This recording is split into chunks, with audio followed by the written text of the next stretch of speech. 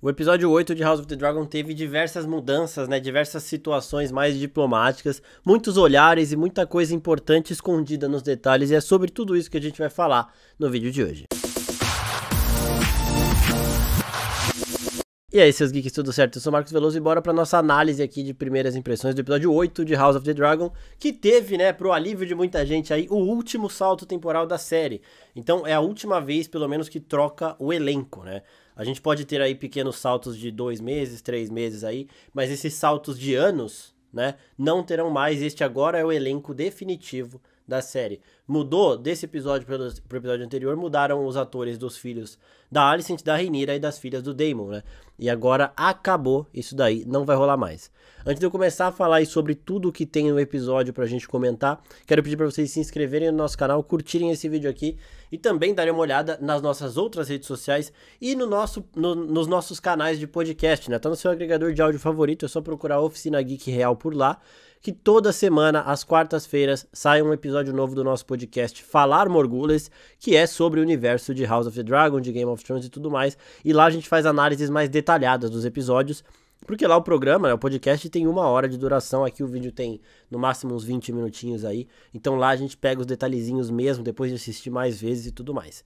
Além de que, né, lá no nosso Instagram a gente abre uma caixinha de perguntas, vocês mandam sua dúvida do episódio e a gente responde elas lá no podcast. Então, se você também tiver uma dúvida que não foi respondida nesse vídeo, você vai lá depois no Instagram, manda pra gente na caixinha de perguntas e a gente responde durante a gravação do podcast. Bom, o episódio começa falando, né, que o Sr. Corlys Velaryon, né, o pai do Laenor e o marido da Rhaenys, ele saiu de Derivamarca há 6 anos para resolver a Guerra na Triarquia. A Guerra na Triarquia que voltou parece que é um retiro, né, porque quando o Daemon tava triste lá com a Misária, não conseguiu o que ele queria, ele foi pra lá pra guerra. Aí agora, no episódio anterior, o Laenor também tava triste lá com a Rhaenyra em Porto Real e falou pra ela, eu quero ir pra Guerra da Triarquia. E agora o Corlys fez isso também, só que é uma guerra, né? E ele acabou se ferrando ali na situação e estava em grave estado. Então, o Corlys estava prestes a morrer e aí começa uma pequena briga de sucessão.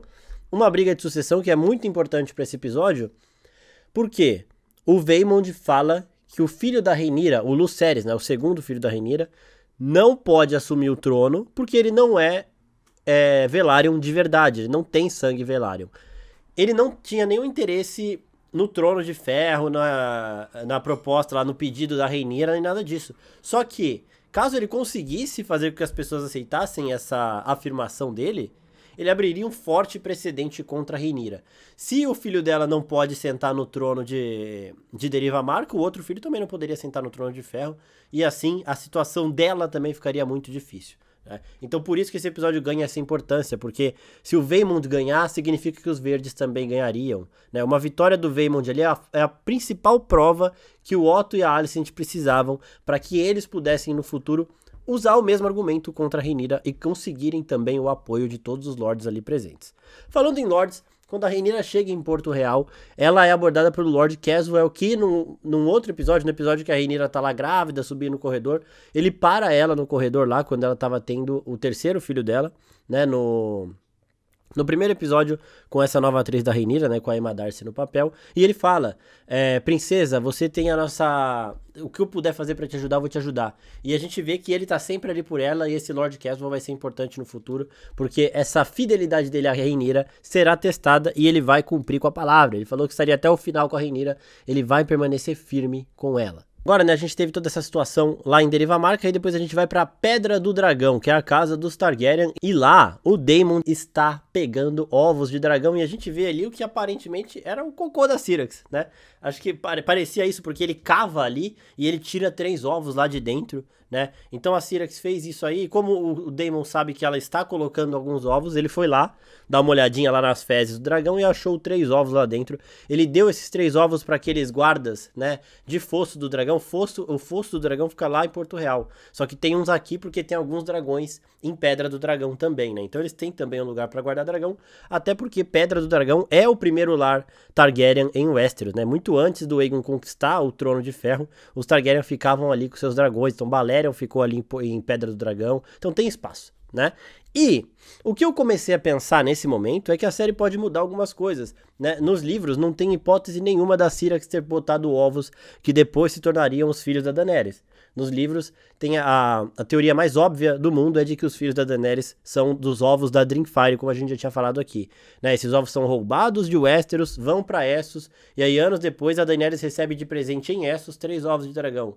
O mesmo número de ovos que tinha sido roubado na época do Jaehaerys, então era muita coincidência. Só que aqui, eu acho que eles podem sim mudar algumas coisinhas e colocar como que esses 3 ovos que o Daemon acabou de pegar aqui da Syrax, no futuro sejam os ovos da Daenerys. Isso é só uma especulação minha de que pode acontecer essa leve mudança, essa leve alteração, e é algo pra gente ficar de olho. Então vamos ficar de olho nos passos desses ovos aí, que eu acho que isso vai voltar algumas vezes nas próximas temporadas. Não agora, não nesse final de temporada que vai ter muita coisa, mas no futuro. Então é importante a gente olhar pra esses ovinhos aí, que eles provavelmente vão aparecer de novo. Aí a gente vê os filhos da Rhaenyra crescidos e o Jace tá aprendendo valeriano, né? E a gente vê a intenção dele de ser um bom rei. Então ele quer estudar para ser um bom rei, provavelmente ele também quer treinar para ser um bom rei e tudo mais.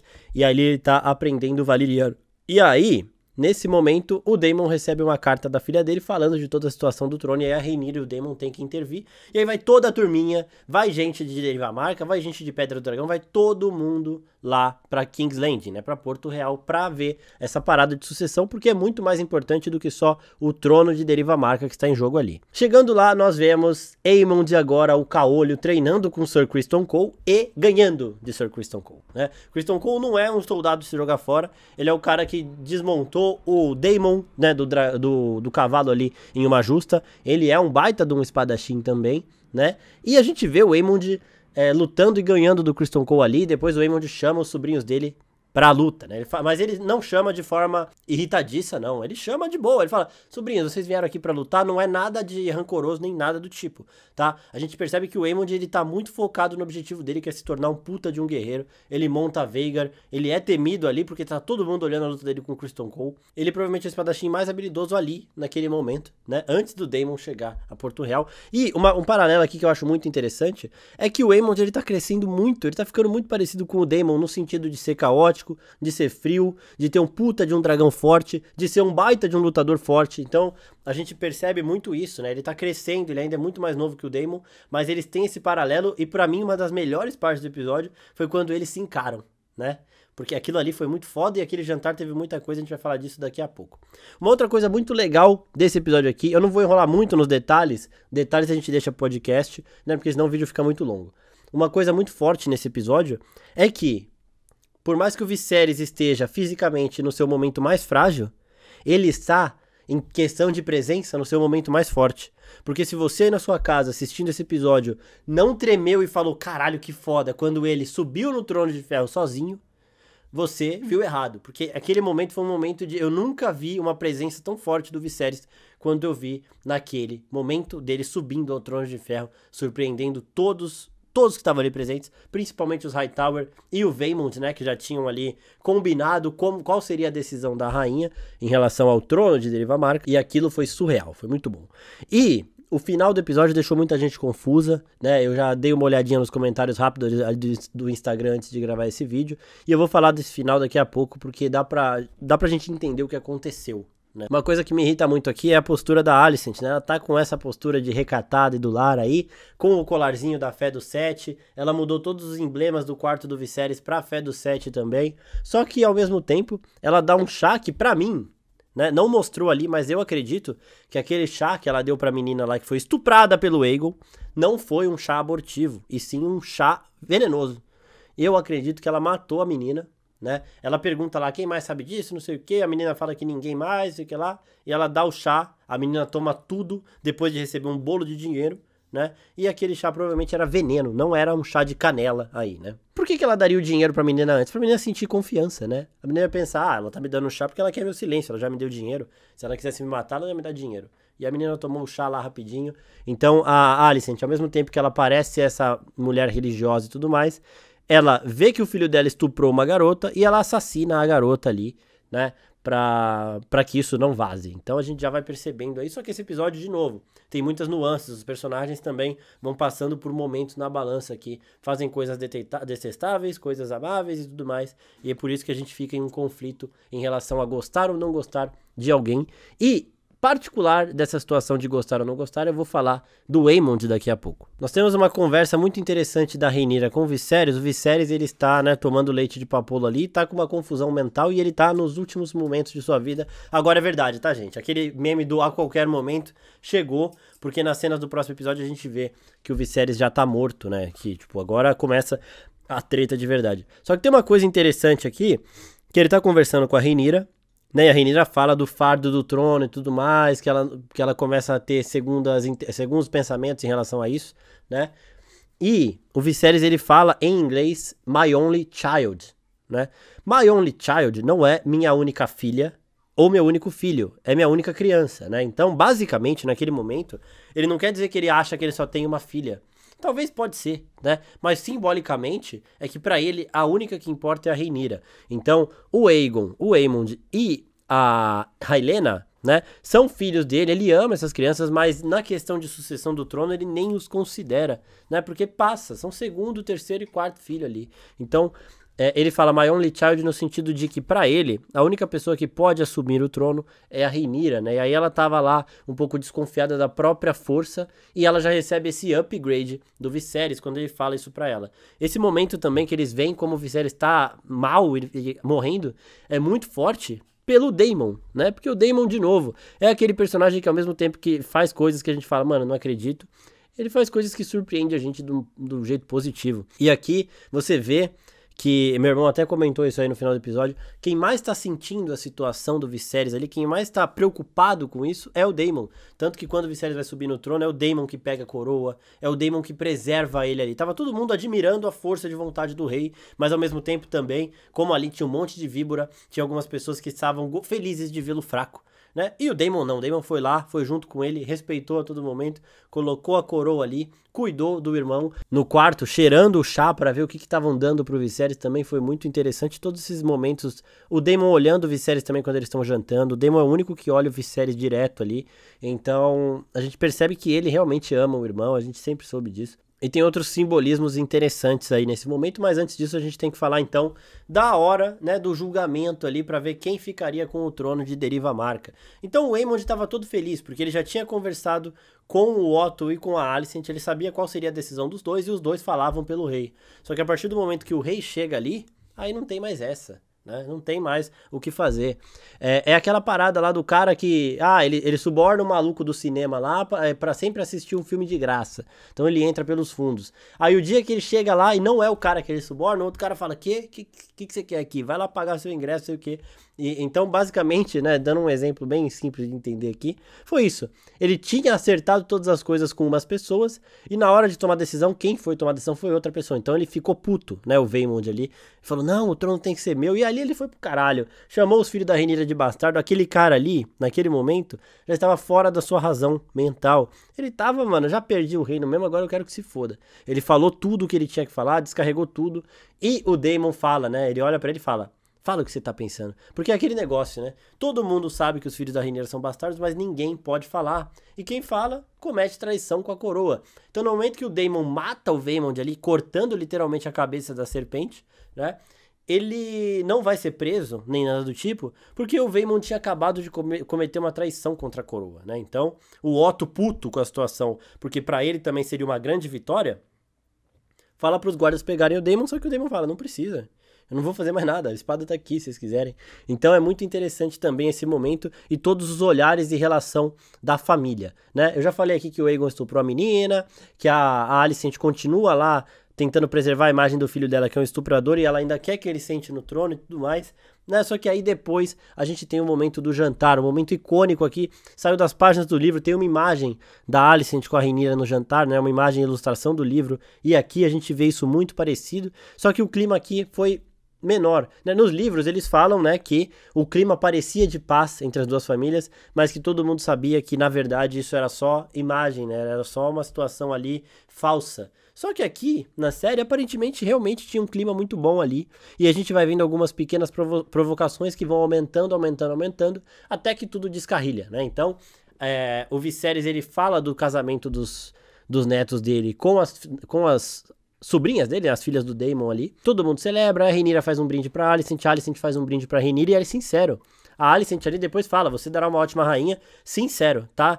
Nos livros eles falam que não é, mas aqui nesse momento foi sincero, e daqui a pouco eu falo por quê. E aí a gente vai vendo as provocações do Aegon com o Jaehaerys, que são provocações ali de primos que meio que é brincadeira, né? Só que eles passam um pouco do ponto, só que entre eles, né? O Aegon não chama o Jaehaerys, por exemplo, de Strong ali pra humilhá-lo. Eles estão se provocando. Então o Aegon vai lá e dá em cima da mulher do Jaehaerys, e o Jaehaerys vai lá e dança com a mulher do Aegon, né? Então fica nessa provocação de igual pra igual. Quem perde a linha, quem erra a provocação é o Lucerys, o filho da Rhaenyra, porque ele dá um porco pro Aemond comer. E pra quem não lembra, quando o Aemond era criancinha e eles estão lá no Fosso dos Dragões, os três, o Aegon, o Jaehaerys e o Lucerys, trouxeram um porco pro Aemond, porque ele não tinha dragão, e falaram, ó, seu dragão aqui, o terror rosa, é o porquinho e tal. Então, o Lucerys, ele fez isso de novo pra provocar o Aemond. O Aemond, ele estava quieto, ele estava na dele, ele não faria nada, mesmo vendo o irmão dele sendo provocado, ele viu que o irmão dele estava provocando de volta e ele não morre de amores pelo Aegon também. Então ele não faria nada. Né? Só que aí no momento que ele é provocado daquela forma, ele lembra de todo o bullying que ele sofreu, e é aqui que eu chego na parte, né, de que a gente não sabe muito bem se ama ou odeia os personagens. O Aemond está errado nesse momento. Ele estava quieto, no canto dele, sentado, vendo as palavras do pai dele, da irmã dele, que é a Rhaenyra, da mãe dele. Tava de boa, sabe? Ele não ia se meter nas provocações do irmão dele com o primo dele. Mas aí ele foi provocado, e não é só respondendo provocação, porque ele é mimado, ele não se segura. Não, ele lembrou de todo o trauma que ele sofreu, de todo o bullying que ele sofreu antes dele ter a Vhagar, né? Antes dele ter o dragão. E o Lucerys foi muito infeliz nessa situação, porque ele é muito mais novo que os outros ali, ele é muito mais frágil que os outros ali, e ele queria ser engraçado, só que não foi. E o foda é que ninguém viu, né? Eu acho que ninguém viu o porco, ou senão ninguém lembrou do porco, né? Porque aquilo é um trauma pro Aemond. Né? A Alicent sabia o que aconteceu naquela época, mas provavelmente não ia lembrar. A Rhaenyra muito menos, né? Só o Lucerys e o Aemond lembraram. E aí o Aemond levanta e faz o discurso que ele faz também nos livros, né? Ele fala que vai brindar aos sobrinhos dele, que são as pessoas mais inteligentes, bonitas e strong, né? Fortes, que ele conhece. E aí tem esse trocadilho, porque ele, na frente de todo mundo, estava só elogiando qualidades dos sobrinhos. Né? Eles são fortes, eles são strong, né? Só que no momento, mas em inglês isso fica muito pesado. Eu até queria ver dublado pra ver como eles fizeram, porque os caras não chamam, tipo, Harry forte, né? Quem sabe o que ele tá querendo dizer, entende a provocação. Quem não sabe vai achar que realmente foi um elogio. Então foi muito foda ali, e aí a situação toda descarrilha. Aí o Aegon bate em um, o Aemond bate em outro, aí começa toda a treta, e aí nós temos o grande momento do episódio, que é o Daemon falando pros sobrinhos dele, ó, se controlem, tá? Falando pros filhos da Rhaenyra, que agora são filhos dele, que o Daemon é padrasto dos moleques, né? Se controlem. E os moleques param ali na hora. E aí ele para na frente dos filhos da Rhaenyra, protegendo todo mundo ali, e encara o Aemond. E ali a gente já vê que os dois estão se entendendo ali, né? O Aemond sabe que a maior ameaça pra ele, enquanto ele é o montador da Vhagar e um puta de um guerreiro, é o Daemon. E o Daemon sabe que a maior ameaça pra ele, Daemon, enquanto ele é o montador do Caraxes e um puta de um guerreiro, é o Aemond, né? Então a gente tem aquela troca de olhares dele se testando e o Daemon rindo, porque o Daemon ainda é mais seguro, né? Ele ainda é um guerreiro mais experiente, então se eles se enfrentassem nesse momento, pelo menos o Daemon ganharia. E aí o jantar termina, a Alicent conversa com a Rhaenyra de uma forma também carinhosa, querendo que a Rhaenyra fique mais, e ali é tudo genuíno, tá, gente? E as coisas mudam no momento em que a Alicent vai colocar o Viserys pra dormir.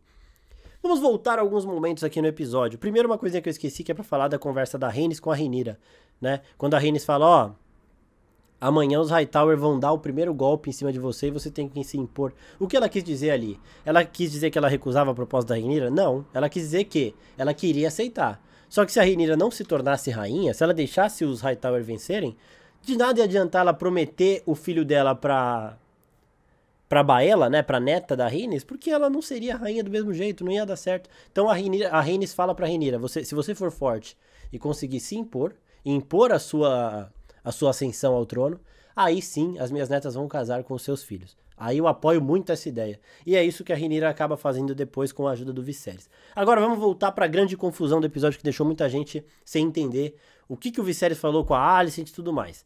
A Rhaenyra, em um momento, ela chega pro Viserys e fala, né? Pai, você acreditava na canção de Gelo e Fogo? Você acreditava que o sonho do Aegon era real? Porque quando você me coloca pra ser sua herdeira, você divide o reino, não junta ele. E o Viserys, muito doente, sentindo muita dor, ele não responde, né? Ele só fala aquilo que eu falei, my only child, né? Então, tipo, é basicamente sim. aquele sonho é pra você, você tem que continuar esse legado. E aí depois do jantar, depois de tudo, o Viserys já também extremamente cansado, não tinha tomado o seu chá, seu leite de papoula. A Alicent tá colocando ele pra dormir, só que ele acha que é a Rhaenyra.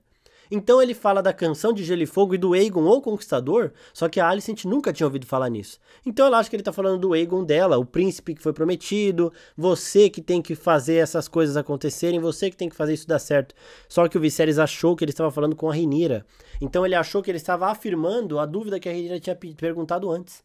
Né? Antes do jantar, a Rhaenyra faz uma pergunta, o Viserys não responde, e aí depois do jantar, o Viserys achava que estava falando com ela ainda. Só que não era com ela, era com a Alicent. E a Alicent, como ela não sabe da canção de Gelo e Fogo, não sabe de que Aegon o Viserys está falando, ela acha que ele tá falando do Aegon dela, do filho dela, e que ela é a responsável, ela que tem que fazer o Aegon sentar no trono. E aí já muda tudo de novo, né? E aí agora já vai começar essa treta novamente, e com o Viserys morto, as decisões serão tomadas. Então a gente vai ver essas cenas do próximo episódio, mas a situação foi essa, não é que o Viserys mudou de ideia, ele confundiu a Alicent com a Rhaenyra naquele momento final. Então ele fala da canção de Gelo e Fogo, reafirmando que é pra Rhaenyra.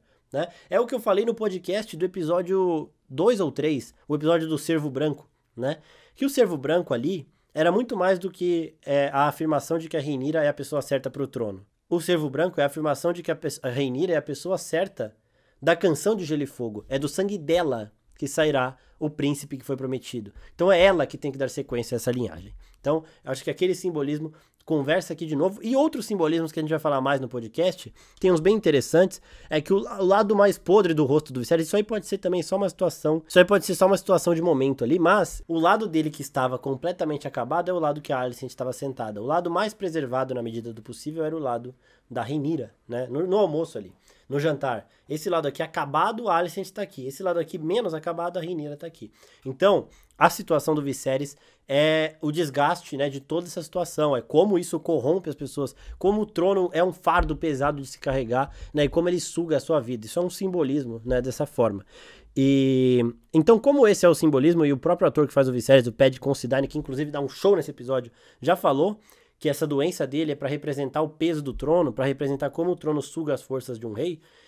Eu entendo também esses outros simbolismos na aparência física do Viserys. E só pra finalizar também, no finalzinho do episódio a gente vê uma mulher chegando ali na parte baixa da cidade de Porto Real, e quem tá olhando pra ela e quem vai falar com ela é a Mysaria. A Mysaria é o Verme Branco, né, que é aquela mulher lá que tem um bordel, que estava com o Daemon nos 2 primeiros episódios da série. Ela tem uma rede de inteligência igual o Mindinho tinha, né? Ela tá lá no bordel, ela tem pessoas em todos os lugares da corte, e aquela mulher que chega pra dar informação pra ela é a mesma garota que levou o chá pra Alicent, o chá que matou a menina. Então aquela mulher que foi falar com a Mysaria que vende informação, sabe que a rainha Alicent matou uma menina envenenada, uma menina que foi estuprada pelo Aegon, né? E agora cabe a Mysaria saber para quem ela vai vender essa informação. Se ela der essa informação pro Otto, ninguém nunca vai saber disso. Se ela der essa informação pro Daemon, aí é um lado forte, aí um ponto mais forte aí pra Rhaenyra também. Pelo menos é que eu acho que foi envenenada. Pode ser que a Alicent tenha realmente só dado um chá abortivo pra garota, mas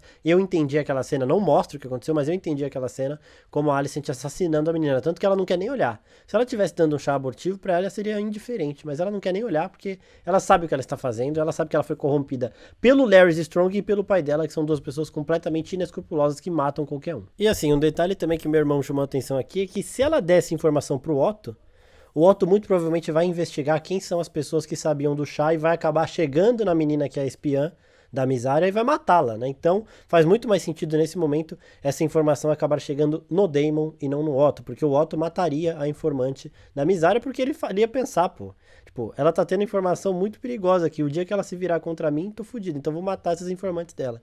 Então realmente faz mais sentido ela dar a informação para o Daemon do que para o Otto. Bom, gente, essa foi a nossa análise de primeiras impressões do episódio. De novo, fiquem espertos porque quarta-feira sai o podcast, a gravação do podcast é na segunda, né? Então mandem suas perguntas lá no Instagram pra gente respondê-las, pra também no podcast sanar todas as dúvidas que não foram sanadas nesse vídeo. Muito obrigado aos 11 mil inscritos que temos aqui, crescendo cada dia mais, tentando entregar também um vídeo por dia pra vocês. Queria agradecer muito todo esse suporte, toda essa força que vocês estão dando. E até a próxima, pessoal. Tchau, tchau.